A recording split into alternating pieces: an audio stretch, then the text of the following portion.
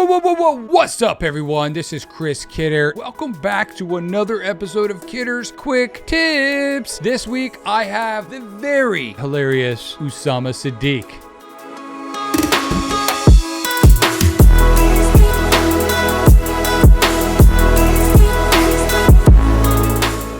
Welcome back to another episode of Kidder's Quick Tips for Comedians. This week, I have Usama Siddiquee. He's a comedian out in New York City. He's hilarious. You have to check him out. Right now, I live in Williamsburg right now, Brooklyn. I live for $200 a month, 200. Whenever I say that, people want to punch me in the face a little bit. They're like, $200 a month? I pay $3,000 and my roommate has rabies. You know what I'm saying? Here's the thing, I live and sleep on the floor, okay? Only problem is, at a date, when it's going well, she'll be like, I'd f*** you anywhere. I'm like, we're about to test this theory out. You said you're down. How down are you? Exactly.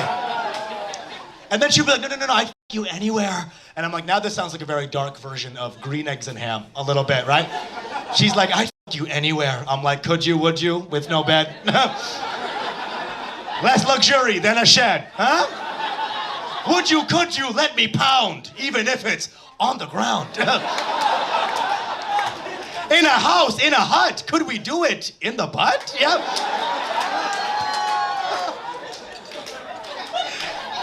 People ask me all the time, Usama, what is the best sex position when you're on the floor? I'll tell you right now, when you're on the floor, every position is called poverty. Doggy style becomes alley cat real quick. Today, he's dropping a wealth of knowledge. And if you haven't already, make sure you subscribe to the channel, like, share, all that jazz. Here we go. If you met like a new comedian today, so like if you're out and you run into someone who was like, oh my God, Usama, I want to be a comedian. Like, what are a few like pointers you would give them today? Like to set them off, like they've never got on stage before, but that's what they want to do, or they're talking about wanting to do it. What are a few of your pointers or tips that you would give them? I guess the thing the most people have realized is that once you find your dream, that's when the hard part starts. American society has led you to believe that if you find your dream, that's the end of your difficulty in life. Now you found your dream. Now you're good. Your passion. It's great times. No, it's totally wrong. Now you found something you give a fuck about. Now everything matters. Every moment matters now.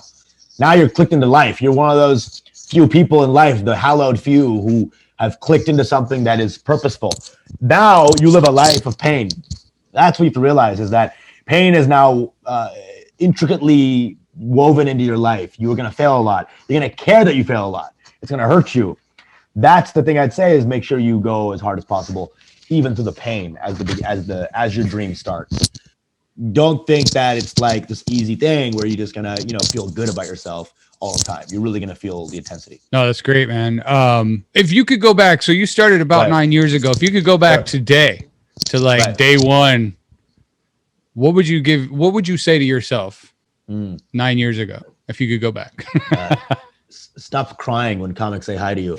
You know what I'm saying? Stop crying. What? I'm just kidding. Hey, I'm scared.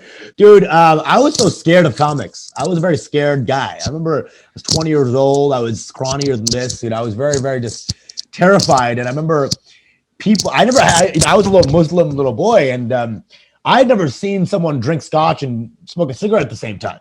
I was like a suburban kid, terrified, and just super nervous. And so know that when you start comedy, you're going to see some real motherfuckers who have lived life and see the world a certain way, but no, they're not dangerous. We're all losers because we're doing comedy. It's okay. They're not like, they haven't killed anybody. No one's a desperado. No one can fight anybody. We're just fucking little smart weirdos up here. And so that's why we do this. So I would tell him, don't be so scared of the comics. It's okay. Say hi. Don't be scared that you don't have all the riffs that they have. They're more comfortable in the situation than you are. They know this place. They know the bar. They know how to feel good in it. You know how to feel good with your friends. They're just feeling the same way you feel. The problem is you care about this place now more than anything. So now you're like all freaked out and you're scared that you can't riff with these guys. It's okay. It's okay. Don't worry about it. Don't worry about being able to just be awesome so quick. I was always like nervous. I was like, will I have anything to say to these people? I was 20 years old. These guys were 28, 30, different lifestyles. A lot more, a higher repository of information. Could riff on many different subjects. That used to terrify me. That used to be really scary to me. And I say, don't worry about it, man. It's okay. You're 20, be 20. It's fine to be 20. Just you don't try to find other 20-year-olds, young people who do comedy. But the fear is just you creating your own anxiety because you're creating your own stakes. You're creating too many stakes in the motherfucking room when you walk in. Everyone's thinking about their own set. Everyone's thinking about their own bullshit and tags and how the new jokes aren't working and how they want to fuck that one bartender, but she's fucking the other guy who is a road comic, blah, blah, just don't worry about stuff so much. Just work on the jokes.